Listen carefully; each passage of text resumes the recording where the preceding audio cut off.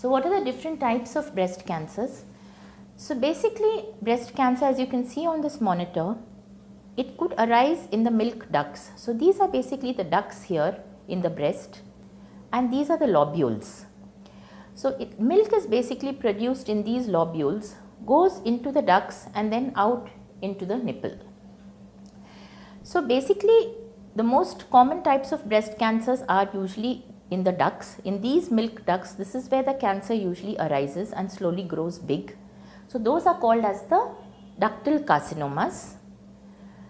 And in this you can have two types, that is the early cancer, which is called as the ductal carcinoma in situ, which is not gone beyond the duct, and you can have the invasive ductal carcinoma which starts in the duct and has gone beyond.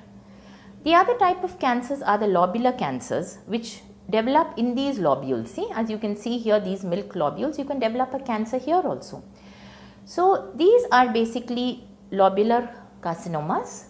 In this also you can have early cancers like lobular carcinoma in situ, that is, it has not gone beyond this lobule, and you can have invasive lobular cancers which start in the lobule and go beyond. So lobular cancers tend to be a lot more multicentric. Multicentric in the sense you can have more than one cancerous tumor inside the breast.